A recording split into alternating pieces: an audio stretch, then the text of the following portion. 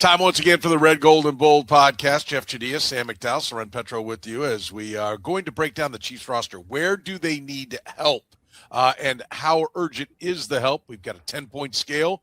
We're going to use 10 being like they're in big, big trouble. 1 being there's nothing to see here. Nothing to worry about as we get ready for free agency in the draft. We're going to find out exactly where all the Chiefs need help right here on the Red, Gold, and Bold.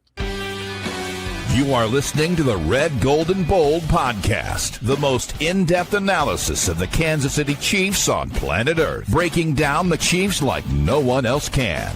Red, Gold, and Bold is hosted by Jeff Chadiha, Sam McDowell, and Soren Petro. Jeff Chadiha is a senior columnist and on-air personality for the NFL Network and NFL.com. Sam McDowell is a columnist for the Kansas City Star. Soren Petro is the afternoon drive host of the program on Sports Radio 810 WHB in Kansas City. The Red, Gold, and Bold podcast is proudly brought to you by Gann Asphalt and Concrete, Kansas City's nationally recognized full-service paving and pavement maintenance contractor, making parking lot problems disappear in Kansas City since 1994. Free consultations, no commissions, in-house crews, and every project comes with a written warranty. Find them online at GannAsphalt.com or call 816-484-3338. Gann Asphalt and Concrete, one contractor, all things parking lot. Now, here are the hosts of the Best Chiefs podcast, Jeff Chadiha, Sam McDowell, and Soren Petro.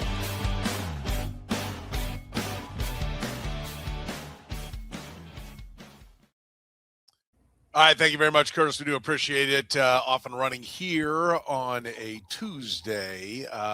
Guys, how about it? We'll start at quarterback.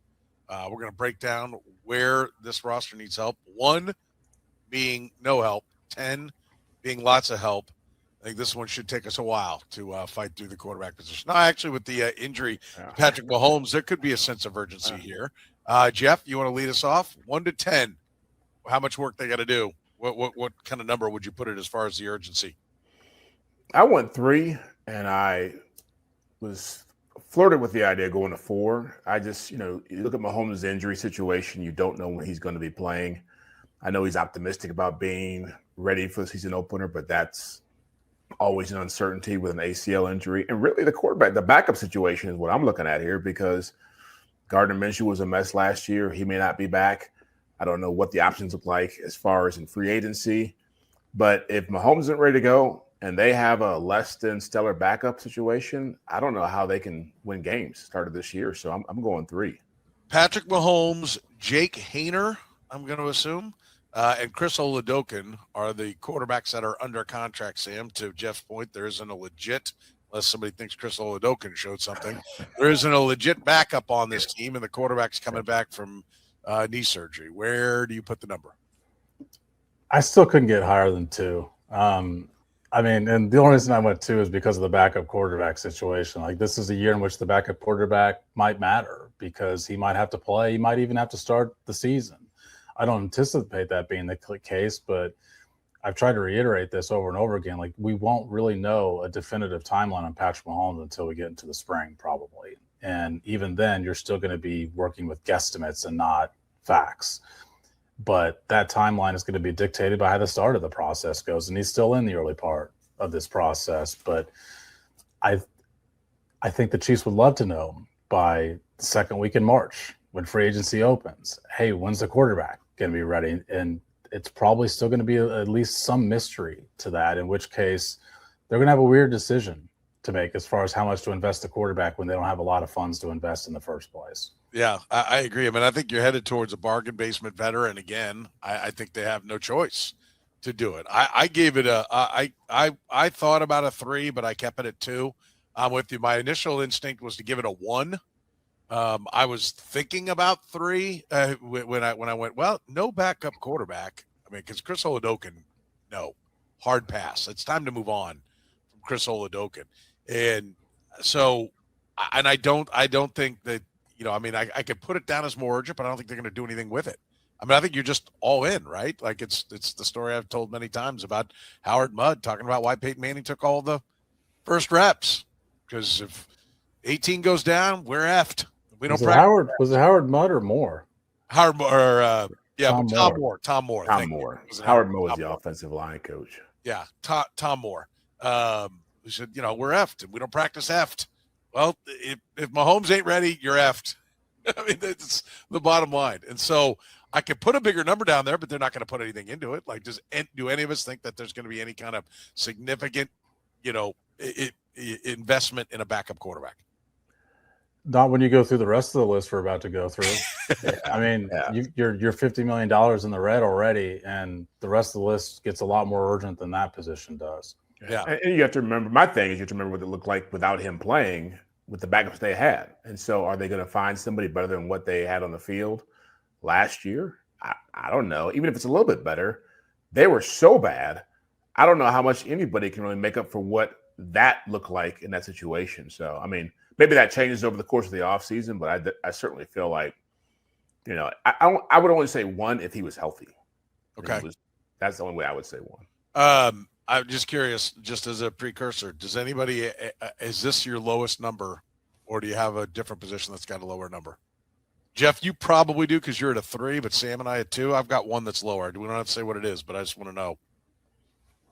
I've got a couple in that ballpark. Okay. Yeah. Okay. All right. We'll see where we get to.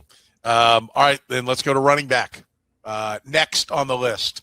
Currently on the roster at running back, you have Brashard Smith, and a guy that we have said on this podcast before, only because he's the only other running back on this podcast, not because we have an intense knowledge of Shunderick Powell. Those are the only 2 running backs. Now, you don't carry a lot, but they're the only 2 under contract, right? Like, so that there's no Elijah Mitchell. There's this guy down on the practice squad. There are 2 running backs. Jeff, where'd you go on this number? Well, Sam might miss this reference to Spinal Tap, but if I could go to 11, I would go to 11 here. It's a 10. It's a hard 10. I mean, the guys you just mentioned, I wouldn't even know if I'd call them running backs. Like, Brashard Smith is still more of an experiment to me than an actual true reliable running back, hand the football to, do amazing things with it type player. And so, yeah, I mean, we know this is probably, outside of defensive line, is probably the weakest position on the roster. And maybe it is the weakest position on the roster. Because at least defensive line, you have some guys who have talent. Like this, there's very marginal talent here. They got to make a big swing in free agency, and they got to make a big swing in the draft. And I just feel like they don't talk to me about Kareem Hunt being an option here. I mean, he should be like, breaking case of emergency type situation. You got to go find 2 guys who can run the football for you, because that's what everybody else has who's winning games. It's amazing. A guy who, when he was 28, nobody wanted to start the year, and he was the guy that you counted on a year later when he got a year older, right? Yeah. Like that's where they were last year. Sam, what number did you give it?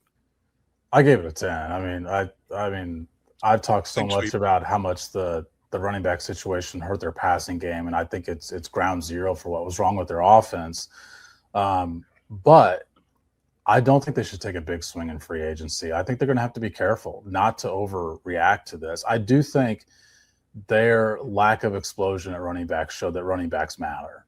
I mean, they showed that there's some value to having good running backs. I mean, when you watch the Super Bowl and you watch Kenneth Walker play, it was like watching players play a different position or in a different league. It was like, I don't live too far from the Missouri Mavericks playing hockey over here, Kansas City Mavericks. It was like watching that and thinking it was the NHL, watching Kenneth Walker compared to the Chiefs running backs I saw play all year. Like, they were not in the same category. But I do think you could overreact just because you don't have a lot of dollars to spend. And this is where they're weakest. It's not the most important part where they're weak overall, though. I mean, there's other positions we're going to get to where they're premium spots that can affect the game in a greater way that they need help in too. Dachshund and a St. Bernard are the same species, right? But they look real different. You're not really sure how they are the same species. Okay, they're both canine, but that is to your point about what we saw in the Super Bowl at the running back position compared to what we see with the Chiefs. I do want to bring up this Brashard Smith. No thought that there's something there in Brashard Smith. You didn't, Jeff. You said there's no talent. You don't see any. I would. He's got talent. I just don't feel like he's like a true. You can rely on him to be a difference maker running back for you. I think he's going to be a very specialized talent. He got a skill set that could help you, but it's probably a skill set if you're talking about running the football or being in the backfield. He's probably going to need to be 10 to 20% of what your actual workload is. You have to have other guys do more for you. Go ahead, Sam. Well, Jeff, just because you said big swing in free agency, what does that look like? Well, I mean a name player, not like big money, but I'm talking about a guy has been a proven, get it done running back, not a Elijah Mitchell, been banged up, hope he can get healthy and offer you something type player. Like you have to go get somebody who has delivered for you. Now, somebody along the lines of a Rico Dowdle who would run for 1,000 yards for the Cowboys. Like that's the kind of guy they should be looking at. It didn't have to be like a big name Kenneth Walker type player, but somebody who has delivered for another team.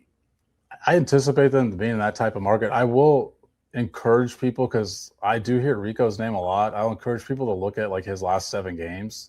He was pretty atrocious down the stretch for the Panthers. And but I know you're saying caliber, not that exact player. I think Rashad White is in kind of a similar category to where, okay, he's not the best lead back in the world. He's miles better than what the Chiefs had last year. Yeah. And the main point that I agree with you on, Jeff, is there's not just one faucet you need to turn on here. I mean, I think you need to look at the draft and free agency, because what other teams did, and the 2 teams in the Super Bowl in particular, but there's other teams that made the playoffs deep into the playoffs, played deep into the January, who saw a solution at that position, even though they didn't have a problem at that position, and they still addressed it.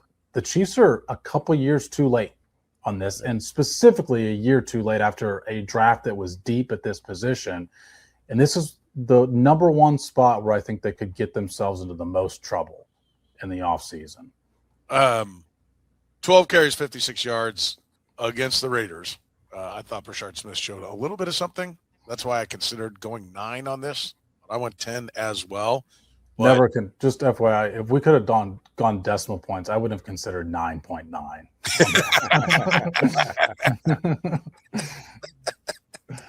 I love it.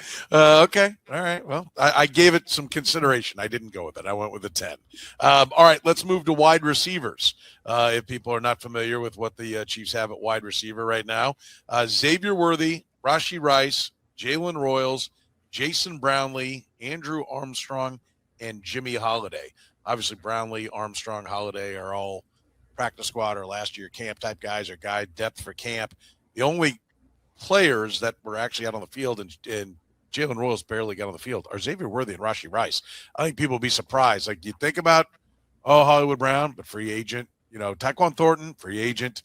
Like, this is a thinner spot than I think people might realize, although there are 2 of their top 3 that are still on that list. Jeff, what do you think? I went 5 here, and I just don't consider Xavier Worthy to be a player I can trust yet.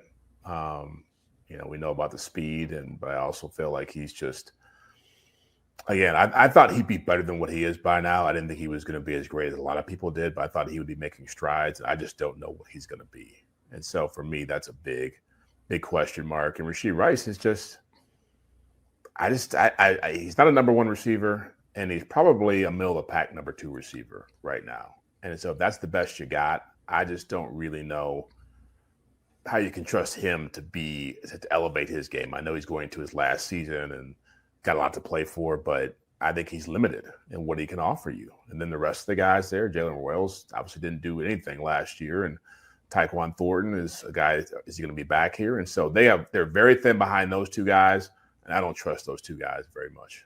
Last season of his contract. Just don't want people saying he's going into his last season. Yeah. Which he said Rashee Rice was going into his last season. I just want to clarify. Want people to know he means last season of his rookie contract. No, I think it's a great point, because here's the other thing. Xavier Worthy may be a first-round pick, but there's not a snowball's chance in hell. I don't see any scenario that you're exercising a 5th-year option on him. So Rashee Rice, you enter the last year of his contract, and there are only 2 years on Xavier Worthy. And Jalen Royals literally couldn't get on the field. Like, my number's bigger. Sam, I don't want to cut in line here, but what do you got for this one? I can't believe that Jeff's going to be the low watermark on wide receiver. I've got this as an 8. Like I think this is their most needed premium position on offense is wide receiver. I mean, a 36-year-old tight end cannot lead your team in yards, catches, and touchdowns, and that's what Travis Kelce did a year ago. And to me, you've got to replace him as the number one option. And the best way to do that is not to go find another Travis Kelce. It's to do it as a wide receiver. And right now, your best option to do that, Rashee Rice has played 12 games, 12 of the last 34 games. That's just regular season. He didn't play in the playoffs a year ago either. So that's 12 of the last 37 games. That's less than 1/3 of them that you've had Rashee Rice available. You have Xavier Worthy, who had 1 touchdown last year, and Jalen Royals, who caught his first career pass in week 18. And by the way, I mean, there's questions about Rashee Rice's availability for multiple reasons. It's not just one thing, and he's your best. I think he's better than what Jeff gives him credit for when he's on the field, but what a key asterisk to have in that sentence of when he's on the field, because he's so rarely been on the field over the past couple of years. I think you need a number one wide receiver. I don't think you can afford a number one wide receiver, but that's why I've got it scored as an 8. Yeah, I've got it as a 7, and the only reason I don't have it as an 8 is because I am open to the idea that new coaching is going to bring out more out of these players. Like that, I think the 8 is totally justified based upon what we've seen from these players. Your point about Rashee Rice's lack of availability, I think, is a great one. But I am optimistic that a new receivers coach is going to bring more from all of them, right? And that they'll get Jalen Royals on the field. He has some ability. Xavier Worthy will grow. Rashee Rice will grow. But I do think the urgency, I mean, I'll state again, I mean, they have 3 more years of Jalen Royals, but they have 2 years of Xavier Worthy and 1 year of Rashee Rice. I mean, there's – and I know that's constantly happening, but, you know, there's no one signed long-term. And who would you want to sign long-term? That's the other thing. Are you even considering putting a contract in front of Rashee Rice right now? No. Right? Xavier Worthy, does anyone think that there's going to be a contract not based off what we've seen? So to me, that makes that even scarier where they sit at the wide receiver position. So and you hope that they don't buy into the idea of Tyreek Hill being a potential answer if he can get healthy. You hope that's not even on the table. Yeah, good point. Let's talk about that right here. Everybody and their brother seems to think the return of Tyreek Hill, who, as I understand it, still has another surgery to undergo before even like the rehab process begins. That's how bad the knee injury was. Like, are we serious? Like, is that 32 years old? To me, like, even if he was healthy, I'd have questions about this for a couple of reasons. One of the reasons you brought in Eric Bieniemy was what? You wanted to get more discipline and accountability in your room. Does Tyreek Hill add more discipline and accountability into your room? Not his off the field antics. On the field, he quit on the team in week 18 2 years ago. He wouldn't go in the game in week 18 for the Dolphins. He said, "I'm done" to his teammates. And then in the locker room after the game said he was done in Miami.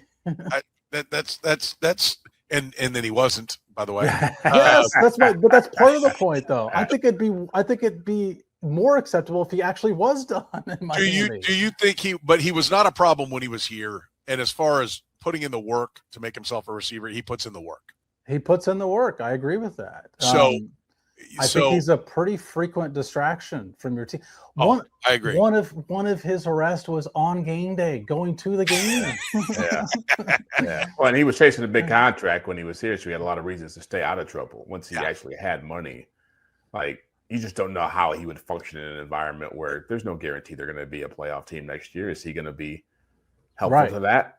Yeah. Right. Yeah. I mean, exactly right. I think, how does he handle failure is what we've seen in Miami. And the answer has been not well. My second thing on Tyreek Hill, besides the injury stuff, would be it's time to move on from guys. And this is bringing somebody to ones you already did move on from. And this is bringing somebody back who you actually made a tough decision to move on from. Like, the Chiefs need to move forward in this era, not backwards. Yeah, I think that's a great way to put it. All right, we are through the wide receivers. We still have tight ends, offensive tackles, and guard center. We've lumped together. We'll do that and the defense. We'll do it after we hear from our friends at GAN. Gann Asphalt and Concrete, proudly serving the greater Kansas City area. Nationally recognized full-service paving and pavement maintenance contractor. Locally owned and making parking lot problems disappear in Kansas City since 1994. Let Gann educate you about the most cost-effective way to solve your parking lot problems. Free consultations, no commissions, in-house crews. Every project comes with a written warning. Gann Asphalt keeps your parking lot safer and helps you and your business avoid unnecessary delays and costly expenses. Find Gann online at GannAsphalt.com or call 816-484-3338. Gann Asphalt and Concrete. One contractor, all things parking lot.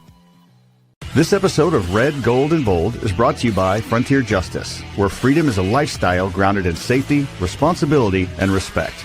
With locations in Lee Summit, Missouri, Kansas City, Kansas, and Jenks, Oklahoma, Frontier Justice offers firearms retail, a premier indoor shooting range, and training all under one roof. Whether you're new to shooting or a seasoned pro, you'll find expert staff, top-tier gear, and a strong sense of community. Faith, family, freedom. That's what Frontier Justice stands for. Visit frontier-justice.com to learn more. All right, let's pick up with the tight ends. Right now, Travis Kelce not under contract. So what the Chiefs actually have on the roster at tight end are Noah Gray, Jared Wiley, Jake Brenningstool, and Trey Watson.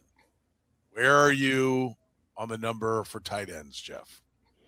9. And that's obviously without Kelce in the mix. I've gone round and round about this, and I do feel like it's probably I'm leaning more towards the idea of him coming back. But I think also because that list you just rattled off, I'm sure the Chiefs are pretty worried about what that could look like on a game day and having to go find another tight end. So I think he comes back. But again, I think that it's still going to be I'd go 9 right now just because of the uncertainty of it. I just don't think Noah Gray's shown enough. Wiley has not done anything. And I think they have to find a different type of tight end, to be honest with you. I think they have to find – you start looking at what Seattle's done, what the Rams have done. If you want to run the football and be more aggressive, you're going to have to find bigger guys who can be more involved in the run game. Get away from these ex-quarterbacks, ex-wide receiver type guys who are 6'5", 230, and need guys who can actually find – I saw A.J. Barner at the Super Bowl after the game was over and stood next to him. It was like standing next to Shaquille O'Neal. Like that, you have no idea how big that guy really is and how agile he is for his – he's like 6'7", 250, 260. And so that kind of player is certainly what they need to be thinking about if they want to change this offense. You'll just find any way to put a Michigan graduate into this conversation. That's right. Exactly. Yeah, exactly. Yeah. He was an Indiana guy before he came. He transferred to Michigan last year. I think that's a pretty good point. I mean, the Buffalo Bills had a couple of tight ends that were pretty good. And they drafted another one that could block, right? Yep. Like, I mean, that speaks to it. Sam, where'd you go on this number? This is by far the hardest position group we have of any of them. And theoretically, I think when the other 31 markets do this exercise, tight end should probably be one of the easier ones. But just the uncertainty of what Travis Kelce is going to do. I agree with Jeff that his comments over the last, 3 weeks, have at least teased the possibility that he's coming back for another year. And so I think, we even asked, Soren, I think you asked us in the last podcast, we're all a little bit more than 50-50, but none of us would even be near 100% on that. So I factored in that Travis Kelce is coming back, I guess, into this, and I gave it a 5.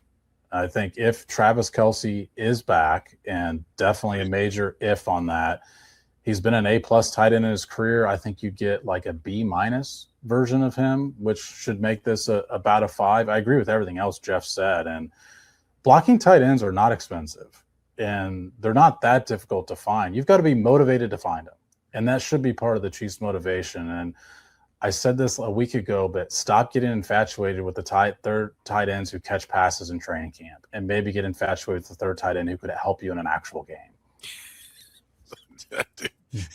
We're gonna be in St. Joe, so it's gonna be like, oh, look at this guy. Stop talking about it. Every year it's Jody Fortson, it's Tunyon, it's Brenningstool, and minicamp in Kansas City. I mean, it's just the third tight end in Noah Gray was a camp darling his rookie year. And then the Pats came on, and he was a fine player, but not the same player that he was in the first couple weeks before the veterans arrived. And that has nothing to do with Noah Gray and everything to do with our perception of what we're seeing. Like, that needs to change based on the way the last 5 years have unfolded. Okay, you've got it at a 5. I've got it at an 8. I don't have Travis Kelce factored into that. But if Travis Kelce comes back, I'll drop to a 7. I wouldn't even go to a 5 with him back, because if he's back, it's 1 year. And this is also, this is a reason to move on. You're held hostage right now by is he or isn't he? Now, they may very well know in that building that he's coming back, and he's told them, hey, I'm 90% back, but let me just clear my head. I think by the combine we should have an answer. I mean, that's what or at least I thought by the combine we would have an answer. I think they need an answer by the combine. Yes. And I was thinking about that earlier today, Soren, because it was at last year's combine that Brett Veach said that Kelce was coming back. And it was the biggest news of the combine across multiple markets, I think, that Travis Kelce was returning to. I mean, national guys, that was their story from the combine that day, is that Travis Kelce was more likely than not returning, that he informed the Chiefs that was his plan. And I wonder how that's going to go this year, because my guess is the guy with a $30-something million contract to podcast probably has some ideas on how he'd like to release that. He knows how it was released a year ago. Does that mean sometime between – the combine's a week from today. Yeah. They talk a week from tonight. So, that mean that we potentially get some sort of announcement this week. I don't know. But to Soren's point, it might not be the same reaction you get. It may not be. It may be more like he's coming back. Not like, hey, Travis Kelce's coming back from here. Look out. What are they going to be? Well, my assumption is that part of the delay, part of the reason why I think he's coming back, is I don't think they're going to announce he's back without announcing that he's signed. Yeah. Right. And so I think that's part of the equation as well. And we'll find out how much. Good point. And that's why if he comes back, I still only drop it to a 7, because it's only for 1 year. I think it'll be for too much money. And I think it stalls the offense. I think they need to move forward, as you said. And, that's one of the things the Patriots were really good at. When you were done being top level, they were done with you. And that this team seems to be infatuated with keeping a group together. And I think it's a problem. So I've got it at an 8. So 9. The Patriots' exception to that was if you were a veteran who knew the system and you're willing to sign for less. Yes. And so that's why we keep qualifying this conversation in that manner. I think, Stren, your assumption has been a little bit different than mine on this, because your assumption is he would make in the neighborhood of what he's been making. And I guess I've given the Chiefs more credit than that to say, well, certainly you're not going to pay him in the neighborhood. And I'm not saying you're wrong, Stren. I'm just saying I don't think that's factored into it. I think the value of Travis Kelce returning is, if you pay him $7 million, I think you can live with that. What would you put the over-under at? Mine would be 7. I think if the Chiefs, what do you think for them? Yes, the Chiefs and what they'd pay him, probably 10 and some incentives, maybe. Yeah, that's where I think he's going to come in at 12 to 14. That's where I think too much. Yeah, it's too much. Yeah, it's too much. much. Number matters more than him coming back. Yeah. All right, let's go to offensive tackle. We broke down the offensive line to the outside. The tackles that are under contract. Jawan Taylor is still under contract, but expected to be cut. Jalen Moore, Josh Simmons, Wanya Morris, Ethan Driscoll, and Matt. Well, let's go, along with Chu Godric and Esapole. Is that not the best name on the list? Well, let's go. Yeah. Well, let's go. Jeff, where are you on this one? I'm at I would say 4. I'm at a 3. I think that they're not in bad shape at tackles. I think Jalen Moore will be competent. I know he wasn't great at left tackle, but I think Jawan Taylor, and I know he's had been a lot of issues with penalties, a lot of inconsistency, but you won a championship with him. You won 2 championships with him, right? 2, right? I think that's right. Yeah. Yeah. And so was he really that bad? Right. And if that's the worst player on your offensive line, I think that you're not in bad shape. If you can replace him and Jalen Moore can be competent, I think Josh Simmons, if he can be reliably there, I still don't know if his head's in the right place, but I love his talent. And I think Pole shows something as a backup. So I'm not as concerned about this group as maybe some people might be. I think they'll be okay. Okay. They won 1, lost 1, and then this last year he's been here 3 years. I'm at the same number. I'm at a 3. I think Josh Simmons can play. I think Jalen Moore can be average at right tackle. And I think Esapole proved that he can be a backup tackle for you. So I think they have more depth going into next year just because they will prioritize the right guys as opposed to a year ago. Having said that, Srenda, I think you brought this up a few weeks ago, and I totally agree with it. This is such a premium spot. If you're sitting at number 9 in the draft and the best position that the 2 edge rushers are gone and the best guy on your list is the best offensive tackle in the draft, I don't think just because I have this as a 3 that means you should shy away from it. Yeah, I agree. I've got it as a 4 just because Jalen Moore's only got 1 more year on his contract, and I thought he looked a little leaky, the more he got exposed. But I do like Esapole for some of the depth. And I even thought Chu Godric showed a little bit, here and there that, I see why they've been, put the time in with him. But I'm at a 4. But I'm at a 4. I considered a 5 just because Josh Simmons, did he really answer the health question? He didn't have a knee problem, but he missed games, for one reason or another. So that is a little scary for me. I kept it at a 4, but I thought about going to a 5 because I think Josh Simmons is still a bit of a wild card. All right, let's go to guard and center. Where do you sit on the guard center combo, Jeff? And by the way, on the roster right now at guard and center, Trey Smith, Creed Humphrey, Kingsley Suamataia, Hunter Norzad, CJ Hansen, the usual crew. Just no Mike Caliendo. He's not there. So where do you go here? Yeah, I'm at a 1. I think this is probably your strongest group outside of quarterback. And that's with quarterback being, even with a diminished Mahomes. I feel like you've got the best center in football. Trey Smith has been to a Pro Bowl. He's overpaid, but he's a really good player. And Suamataia proved that he can play guard. In fact, I think that's probably, as bad as the season was, it probably hurt him a lot in terms of people not realizing how much he grew and how much he meant to this team. And as far as becoming, he was a story of training camp, right? And by the end, no one was even talking about him. And so I feel like you got those three young guys in a good spot, 2 locked up for the future. You're in pretty good shape. Yeah. Where are you at, Sam?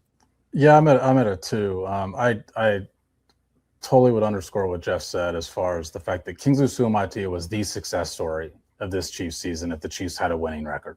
I mean, if they were not 6-11, he would have been one of the best stories of the season, and he still should have been. The only reason I go 2 instead of 1 is they obviously don't have faith in any of those guys you listed as the backup. And those backups are cheap. They're not expensive. And I think you can get an undrafted guy even and have him compete in training camp and get better. And it's rare you can go through a season and not need a backup at one of the 2 guard positions or center. And I think you can find a Nick Allegretti type who can play all 3. Nick Allegretti was a 7th round pick, I think. Yep. 6th or 7th. Yeah. I went 1 as well on this because I do like Hunter Norzad. I mean, I think when he has played the little bit that he has played, the grades are pretty good from PFF. So I put him in as a 1. Put them down as a 1 because they're all signed. They've got multiple years with all 3 of the starters, and so they got 2 years with Kingsley Suamataia, and then however much with 3 or 4 on the other guys. So I think they're in good shape. This is the only one that I had lower than the quarterback, which was a 2. This was it. Otherwise, to me, you've got bigger fish to fry, bigger problems to deal with. Overall, the offense, anything shock you on the offense with your numbers? When you looked at it, you go, "Oh, wow, it's worse than I thought," or did it come in about where you thought it would be, Jeff? Well, hold on. One number shocked me. Jeff only giving the receivers a 5. Yeah. Well, I was trying to be My nice. numbers did surprise me. Jeff's numbers surprised me. Yeah, I was trying to be nice. I feel like, it's like I feel like they're going to address that situation, and it's hard to – those guys have had moments, right? Like, I don't think they're horrible. And maybe I talk like that sometimes, but I don't think they're horrible. But I certainly feel like you can go out and play competent football with them. You just can't – I guess probably more this is about the scheme. I think if you change the way you want to play football, I think that about the offensive tackles too. If you change the way you want to play football, if this is going to be more of a run game, play action system, those guys might be better. But again, I wasn't. Maybe I should have been tough for them, but I just feel like 5 is safe. Yeah, listen, it's not 1. Yeah, I mean, and I wasn't going to give them no. I'm not like yeah, I have my concerns, but yeah, not to the level you guys do. Yeah, for sure. All right, we'll get to the defensive side of the ball after you hear from our friends at Frontier Justice. This episode of Red, Gold, and Bold is brought to you by Frontier Justice, where freedom is a lifestyle grounded in safety, responsibility, and respect.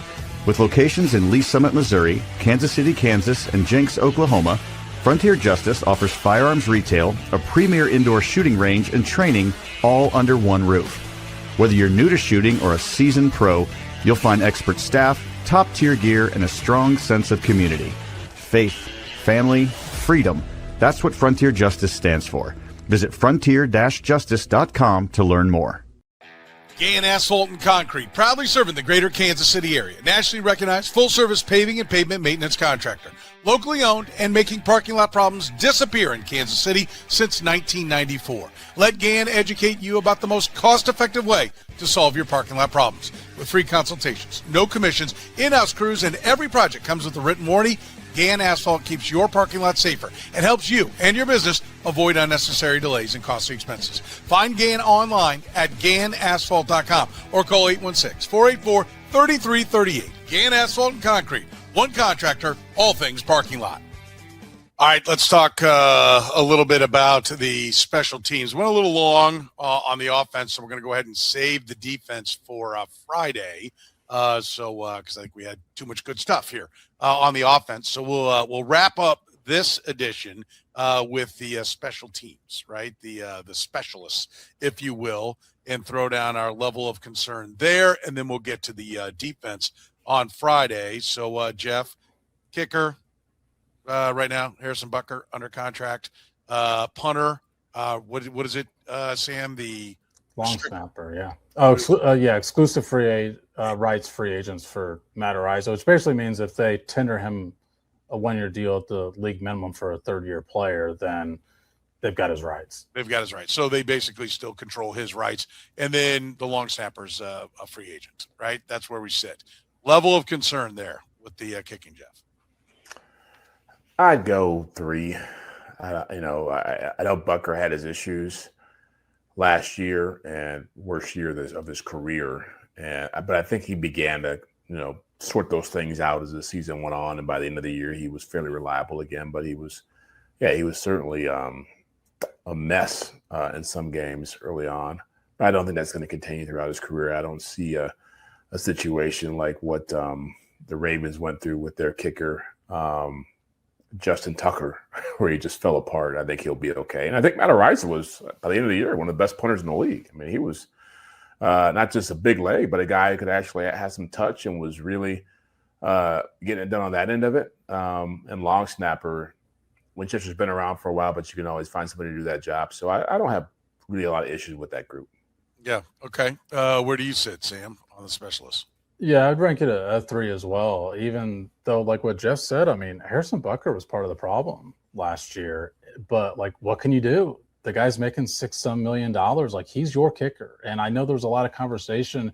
We had this conversation on the podcast at some point when there was, rumblings, I guess I should say, anxiety from fans wanting him to even be cut. It's like, you can't move on from the kicker situation. So it is what it is.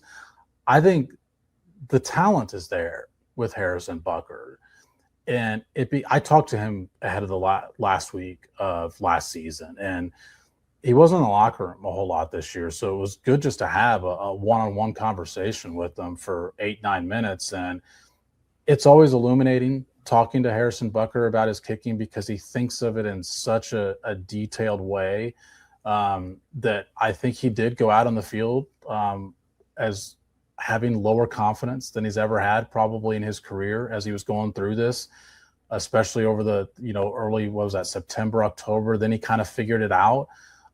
He pointed out he didn't really have any big kicks this year other than tying the game against the Colts. There was no game-winning opportunities for him, which is really where he's thrived in his career. The other interesting piece is that I asked him about the kickoff situation.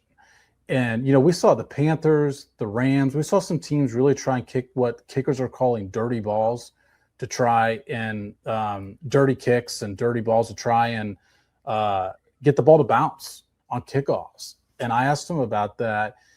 And that I thought was his most interesting answer, which he said is, when you're struggling as a kicker for field goals, you don't want to practice kicking the ball poorly, because that's what kicking those balls that hit the ground on kickoffs requires, is not hitting it well.